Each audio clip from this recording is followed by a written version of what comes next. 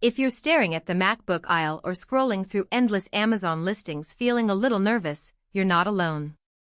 It's the classic dilemma: you don't want to throw your hard-earned money at a machine that ends up gathering dust because it just isn't the right fit for what you actually do.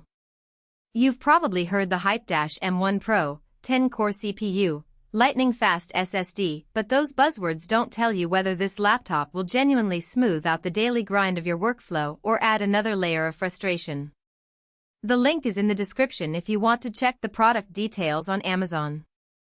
Let's walk through the real-world angles that matter, from the moment you boot it up in a coffee shop to the way it handles those long-haul rendering sessions you've been putting off.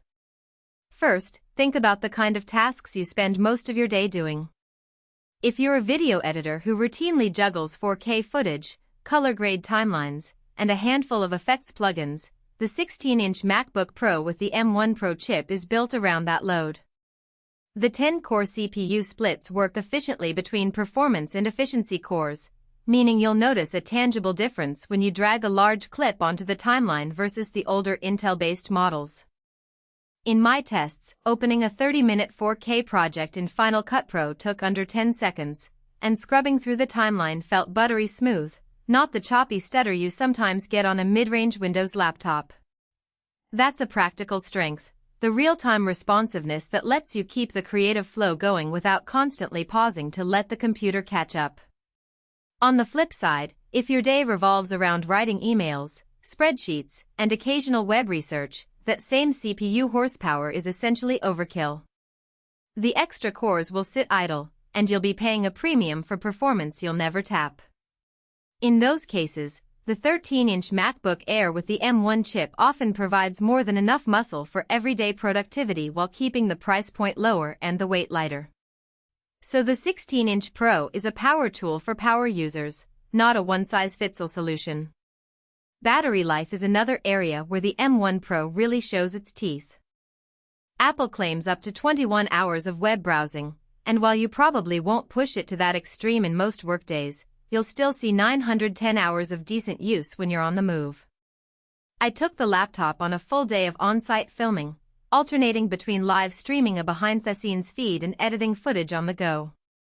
After a solid 8 hours of mixed activity, the charge indicator still hovered around 45%, which is impressive when you consider how many external drives and peripherals were plugged in.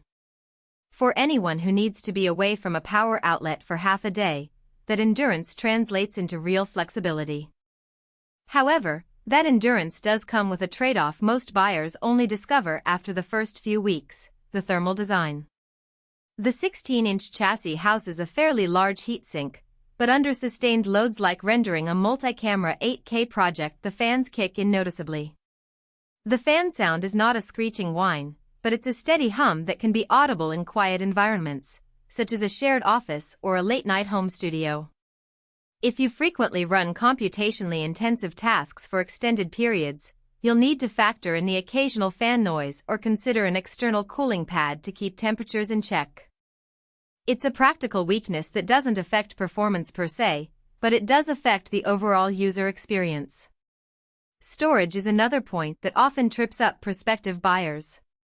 The model we're discussing ships with a 1 TB SSD, which feels generous on paper, but when you start stacking 4K video files, large Photoshop libraries, and Xcode toolchains, that space can be consumed quickly.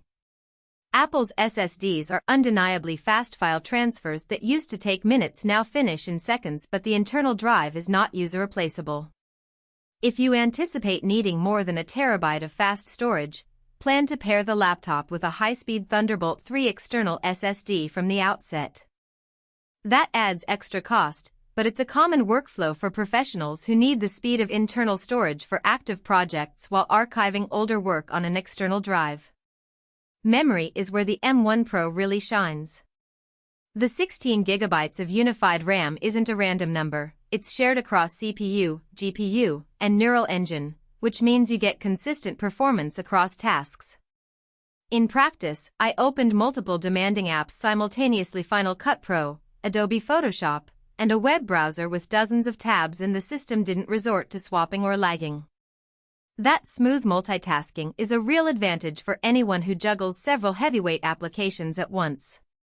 If you're a developer working with large codebases or a data scientist training modest models, those 16 gigabytes will feel comfortable for years.